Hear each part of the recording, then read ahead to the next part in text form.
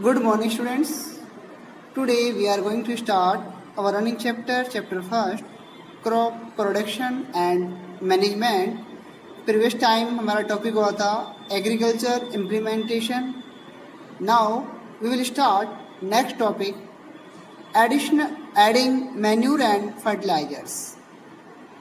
Manures जो होते हैं काउ डंग है, एनिमल्स वेस्ट हैं या फिर प्लांट के जो वेस्ट होते हैं उनसे जो बनता है एक प्रॉपर न्यूट्रिएंट्स बनते हैं, यानी कि वो मैन्यूर होती है. और फर्टिलाइजर्स केमिकल्स होते हैं जो कि फैक्ट्रियों में प्रिपेयर किए जाते हैं. ओके, तो the substance which are added to the soil in the form of nutrients for the healthy growth of plant are called manure and fertilizers. I saw a healthy crop growing in a farm. In the neighboring farm, the plants were weak. Why do some plants grow better than others? Soil supplies minerals, nutrients to the crop plants. These nutrients are essential for the growth of plants. In certain areas, farmers grow crop after crop in the same field. The field is never left uncultivated or fallow. Imagining what happened to the nutrients. Soil supply करती है minerals की, nutrients की, crop के इनकी फसल के जो plants होते हैं उनको, क्रॉप प्लांट्स को. These nutrients are essential for the growth of plant. और ये जो न्यूट्रिएंट्स होते हैं सोयल में वो प्लांट की ग्रोथ के लिए इसेंशियल होते हैं. In certain areas farmer grow crop after crop in the same field, यानी कि कुछ एरियाज में सेम क्रॉप फार्मर्स कुछ एरियाज में एक ही जो फील्ड होता है उसमें क्रॉप के बाद क्रॉप उगाते हैं. तो continuous cultivation of crop make the soil poor in nutrients. Continuously cultivation से क्रॉप को उगाने से जो सॉइल है उसमें न्यूट्रिएंट्स की कमी हो जाती है. Therefore farmer have to add manure to the field to replenish the soil with the nutrients. इसके लिए फार्मर्स को फील्ड में मैन्यूर की और जो फर्टिलाइजर्स हैं उनको ऐड करना चाहिए जिससे कि सॉइल की फर्टिलिटी इंक्रीज हो और प्लांट्स के ग्रोथ में वो हेल्प कर सकें. This process is called manuring.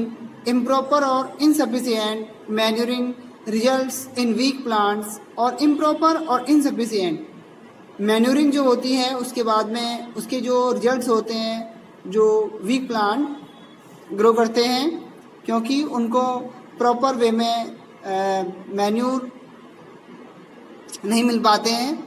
Manure is an organic substance obtained from the decomposition of plant or animal waste.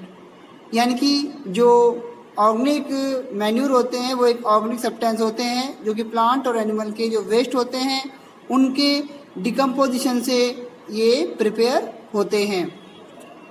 Farmers dump plant and animal waste in the pits at open place and allow it to decompose. Farmers होते हैं उनके लिए जो manure को prepare करने के लिए गड्ढा पिट्स होता है, गड्ढा खोदकर उसमें जो वेस्ट होते हैं वो डालते हैं और इसे ओपन प्लेस में रखते हैं जिससे कि इसमें डिकम्पोज हो सके और एक अच्छा गुड क्वालिटी का जो मैन्यूर है प्रिपेयर हो सके.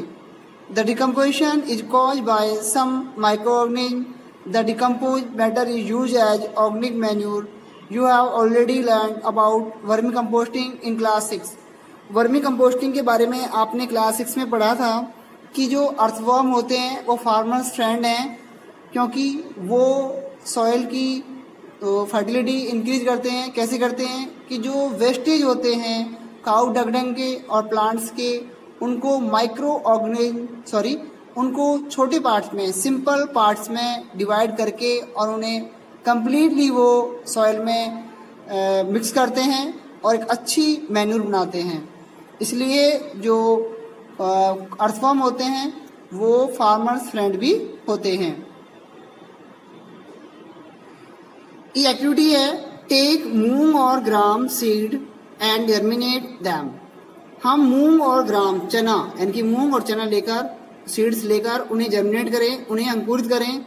सेलेक्ट 3 इक्वल साइज सीडलिंग्स और उनके 3 सीडलिंग्स ले, इनकी न्यू जो प्लांट्स होते हैं छोटे वाले वो लें। टेक 3 एम्प्टी ग्लासेज और सिमिलर वेसल्स और टेक एम्प्टी ग्लास या सिमिलर वेसल्स लेके make mark them A B and C. To glass A and little amount of soil mix with little cow dung manure. A plant जो ए हमने लिया हुआ है वेसल ली हुई है उसमें जो सीडलिंग्स लगाकर उसमें काउ डंग खाद जो मैन्यूर है और सोयल को लगाएं, उसमें रखें। और ग्लास बी में सेम अमाउंट में सोयल मिक्स करके विद ए लिटिल यूरिया और यूरिया लें जो कि फर्टिलाइजर्स हैं वो ले। Take the same amount of soil in glass C without adding anything. और जो टेक सी वाला जो हमारा वेसल्स हैं उसमें सोयल ले और कुछ ना मिक्स करें। Now pure the same amount of water in each glass. और अब तीनों ग्लासों में ईच क्वांटिटी में यानी कि सेम क्वांटिटी में वाटर को प्योर करके डालें उसमें। Plant the seedling in them, keep them in safe place and water them daily. और सेफ प्लेस पर रखे उनमें वाटरिंग करें डेली। वाटर डालने के बाद में and plant the seedling in them, keep them in safe place and water them daily. After 7 to 10 days observe their growth. और 7 से 10 डेज के बाद में हम इनका ऑब्जर्व करें इनकी ग्रोथ का, किस प्लांट्स में ज़्यादा ग्रोथ हुई है। इसके बाद में did plant in all the glasses grow at same pace. क्या सभी प्लांट्स की जो ग्रोथ है वो एक जैसी होती है। Which glass show better growth of plants in which glass was the growth fastest। Fertilizers are chemical which are rich in particular nutrients. How are they different from manure? Fertilizers are produced in factories. Some examples of fertilizers are urea, ammonia phosphate, super phosphate, potash, NPK यानी कि nitrogen, phosphorus और potassium. The use of fertilizers has helped farmers to get better yield of crops. जो fertilizers होते हैं वो crop की better yield में अच्छे उत्पादन के लिए प्रोडक्शन में हेल्प करते हैं। Such as wheat, paddy and maize. But excessive use of fertilizers, लेकिन इनका एक्सेसिव मतलब मैक्सिमम यूज करते हैं तो has made the soil less fertile. तो उसकी जो सॉयल है वो लेस फर्टाइल हो जाती है यानी कि कम फर्टाइल हो जाती है, यानी कि उसकी जो फर्टिलिटी है उसका उपजाऊपन है वो कम हो जाता है। Fertilizers have also become a source of water pollution। और फर्टिलाइजर्स एक सोर्स भी है किसका, वाटर पोल्यूशन का, क्योंकि एक मेन रीजन भी है वाटर पोल्यूशन का। Therefore, in order to maintain the fertility of soil, we have to substitute fertilizers with organic manure or leave the field uncultivated in between two crops। हमें 2 crops के बीच में हमें fertilisers के स्थान पर हमें मैन्यूर्स का यूज करना चाहिए जिससे कि फर्टिलिटी इंक्रीज हो और सॉइल की फर्टिलिटी डिक्रीज ना हो। The use of manures improve soil texture as well as its water retaining capacity. और जो ये मैन्यूर्स होते हैं वो वाटर की रिटेनिंग कैपेसिटी को, वाटर के एब्जॉर्बेशन कैपेसिटी को इंक्रीज करते हैं। It replenish the soil with nutrients. Another method of replenishing the soil with nutrients is through crop rotation। और another जो method है जो soil का nutrients का बढ़ाने का वो है crop rotation।